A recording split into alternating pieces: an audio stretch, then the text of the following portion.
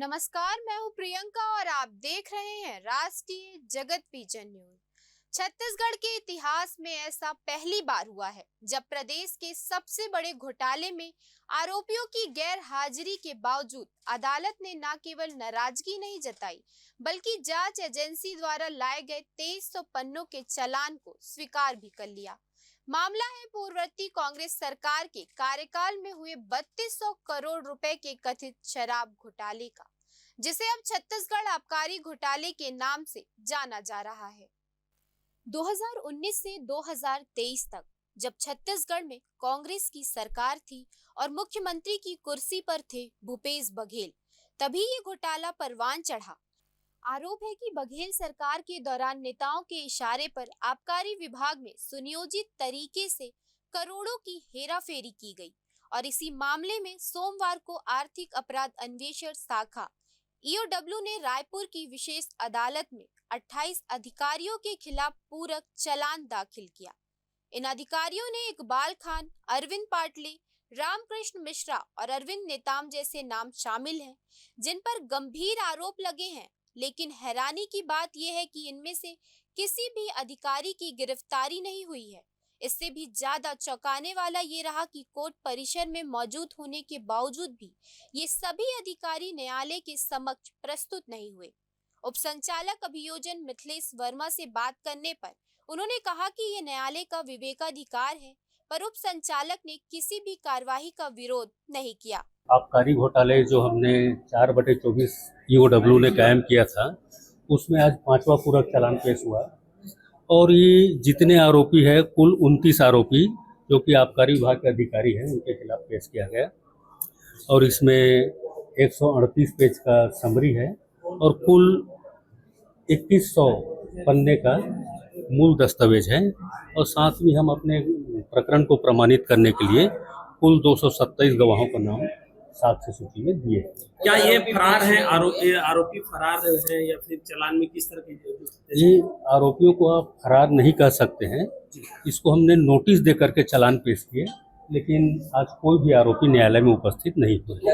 ऐसा लगा कि ये सरकार की ओर से नहीं, आरोपियों का पक्ष रख रहे हैं, जिसके बाद विशेष अदालत ने सभी अधिकारियों के खिलाफ अगली सुनवाई में उपस्थित होने के लिए गिरफ्तारी वारंट की जगह समन जारी कर दिया। अभियोजन के उप संचालक ने इसे न्यायालय का विवेकाधिकार बताया, लेकिन ईओडब्ल्यू और एसीबी एंटी करप्शन ब्यूरो की कार्यवाही पर अब तीखे सवाल उठने लगे हैं। बता दें कि ये सभी अधिकारी वर्तमान में आबकारी विभाग में किसी न किसी पद पर पदस्थ हैं और इन पर पिछली कांग्रेस सरकार में नेताओं के इशारे पर शराब घोटाले में गड़बड़ियां करने का आरोप है। ईओडब्ल्यू ने 2300 पन्नों का चालान 29 बंडलों में लेकर विशेष अदालत में पेश किया। इस चालान में विस्तार से बताया गया है कि किस तरह इन अधिकारियों ने नेताओं के इशारे पर शराब घोटाले को अंजाम दिया। डुप्लीकेट होलोग्राम का इस्तेमाल कर अवैध शराब को डिस्टिलरी से सीधे दुकानों तक पहुंचाया गया।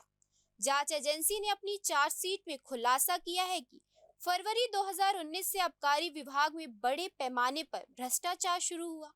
शुरुआत में हर महीने 800 पेटी शराब से भरे 200 ट्रक डिस्टिलरी से निकलते थे और एक पेटी को 2840 रुपए में बेचा जाता था। बाद में हर माह 400 ट्रक शराब की सप्लाई होने लगी और प्रति पेटी शराब 3880 रुपए में बेची जाने लगी। ईओडब्ल्यू की प्रारंभिक जांच में सामने आया है कि इन 3 सालों में 60 लाख से ज्यादा शराब की पेटियां अवैध रूप से बेची गई।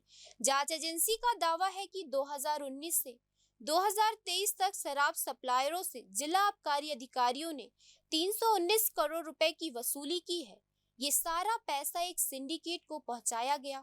अप्रैल 2019 से जून 2022 तक अवैध शराब बेचकर 280 करोड़ रुपए वसूले गए।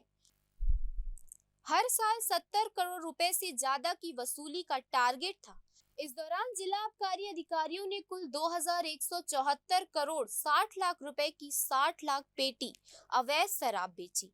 इसमें तत्कालीन सहायक आयुक्त जनार्दन कौरव की भूमिका बताई गई है, जिनकी निगरानी में अवैध होलोग्राम प्रिंट होकर 3 डिस्टिलरियों में भेजे जाते थे, जहां शराब की बोतलों पर लगाए जाते और बाजार में खुलेआम बेचे जाते। इतना ही नहीं, इस फर्जी शराब बिक्री से मिली कमीशन की रकम करीब 20 करोड़ रुपए थी, जो अरुणपति त्रिपाठी तक पहुंचाई गई।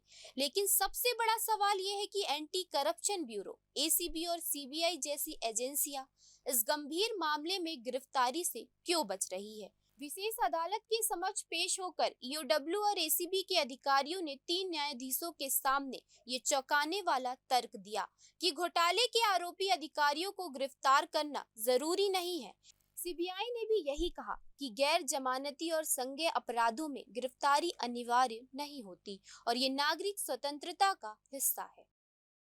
अब सवाल उठता है कि क्या करोड़ों के घोटाले में लिप्त अधिकारियों को गिरफ्तारी से छूट देना ही कानून का पालन है?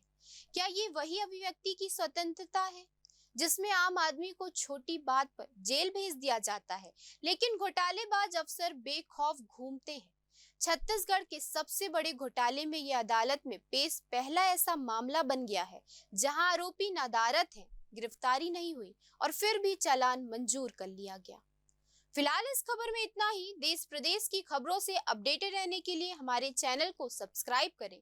नए खबरों के नोटिफिकेशन के लिए बेल आइकॉन जरूर दबाएं। नमस्कार।